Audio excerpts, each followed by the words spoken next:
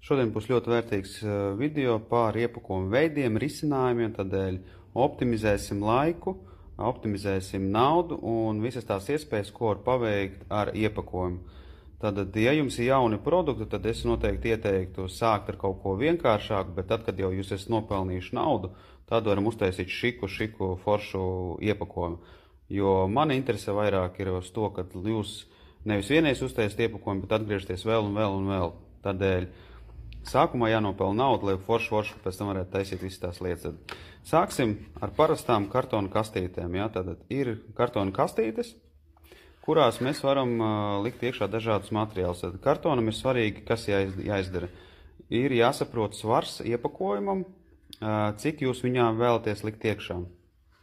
Jo no tā izmantosim tos materiālus, kas reāli paredzēti šim te svaram. Ja? Tātad ir dažāda veida kartoni, dažāda veida izmēri, konstrukcijas.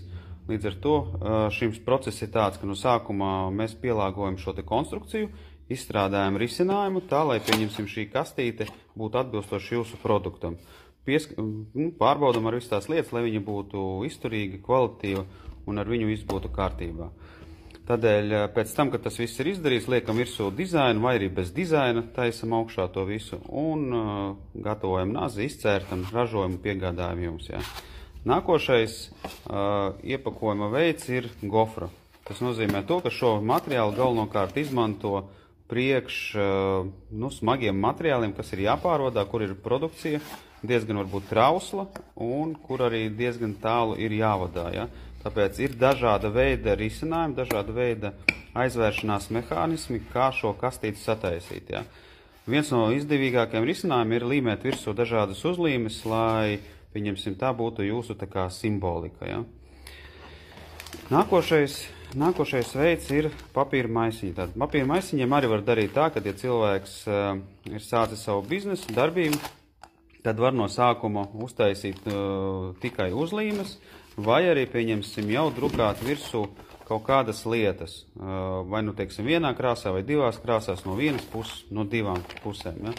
Vai arī, teiksim, vēl risinājums ir tāds, ka mēs varam uztaisīt speciāli tādu zīmogu, ar kuru tad var spiest virsū attiecīgi uz maisiņu, kas mums arī iedos to ekonomiju gan laika ziņā, gan ātruma ziņā un tā tālāk. Ja? Tas ir atkarīgs no produkta veidiem, tad kā vēlreiz atgādināšu.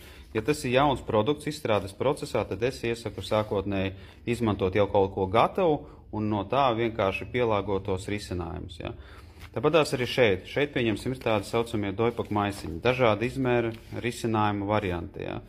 Mēs varam ko izdarīt sākumā pirmo uztaisīt tātad uzlīmes, viņas var būt kanteinas, kā es rādīju, viņas var būt tās apaļas, viņas var būt dažāda izmēra, tā, lai, pieņemsim, klients saprot, kas tā pa produkciju un ko no tās produkcijas sagaidīt.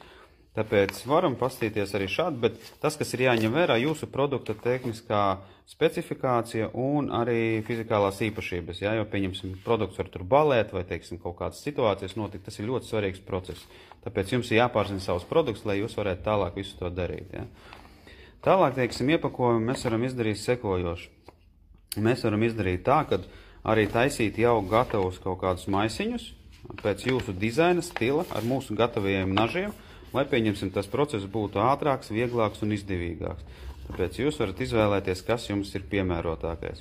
Tāpat tās nākošais veids mums ir ļoti, teiksim, bagātīgs, ja, ekskluzīvs risinājums. Tas ir biezas kartona kastes, dažādi risinājumi, dažādi izmēri, dažādi veidi. Ja. Tad, šis ir viens no dārgākajiem risinājumiem, ekskluzīvākajiem risinājumiem, tā, lai tiešām produkts būtu ļoti kvalitatīvs. Ja.